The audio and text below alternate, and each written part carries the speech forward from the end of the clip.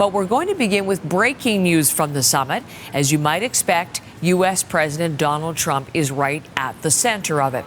Trump is doubling down on his assertion that Iran's nuclear program was destroyed by U.S. military strikes on Sunday, and that is despite a leaked preliminary intelligence report that casts doubt on the U.S. success.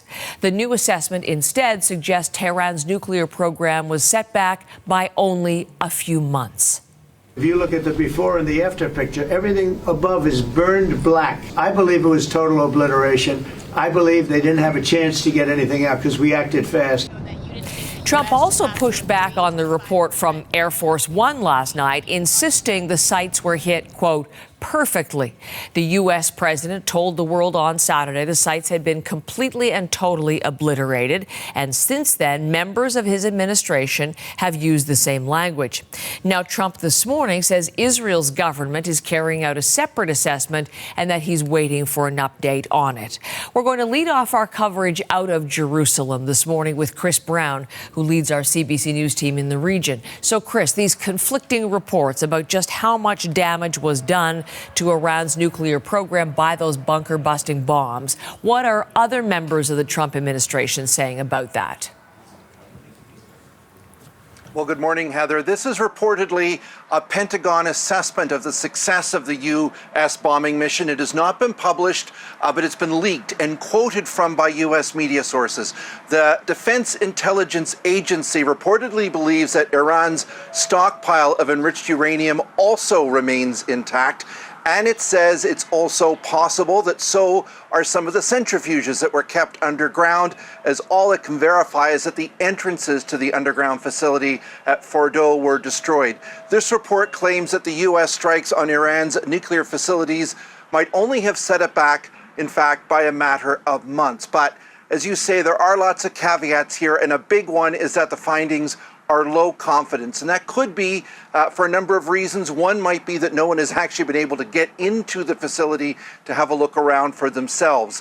The U.S. and Israel hit 3 locations, Fordow, Natanz, and Isfahan, where the bulk of Iran's nuclear program was located, including with those deep-diving, bunker-busting bombs. But the line from the White House continues to be more of the glass-is-half-full variety, that this is just a single report. They've seen others, and the administration believes that the damage was severe enough to set Iran's nuclear program back decades. Here is Pete Hegseth, the defense secretary. Talk to the people who built the bombs, understand what those bombs can do, and deliver those bombs. They landed precisely where they were supposed to, so it was a flawless mission. Flawless. Any assessment that tells you it was something otherwise is speculating with other motives, and we know that.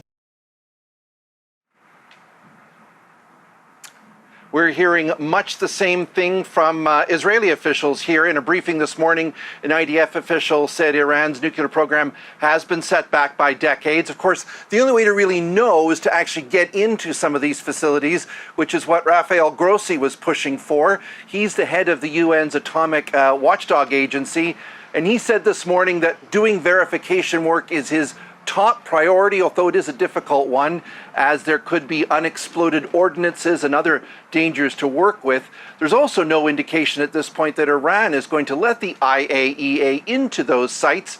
It's now reevaluating its relationship with the agency with an eye to even perhaps pulling out of it. Heather.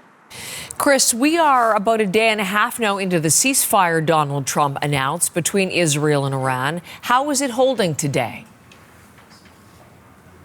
Well, Israel remains a country at war with Hamas in Gaza, but Hamas in general does not have missiles, at least significantly, with which they can attack Israel, nor really effectively any ability to strike outside of Gaza's borders.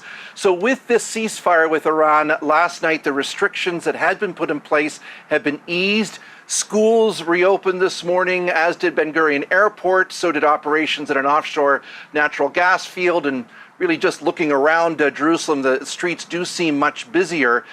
In Iran, pro-regime supporters were holding their own victory celebrations, continuing with their narrative that the ceasefire represents a win for Iran because it forced Israel to back down.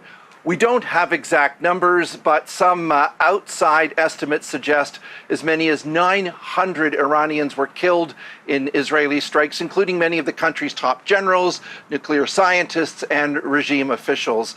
Iran's president has indicated that he's prepared to begin holding talks about the nuclear program. Iran is still under very heavy Western sanctions, and getting them lifted remains a top priority for the country's leaders. Chris, thank you very much. Chris Brown leading things off out of Jerusalem.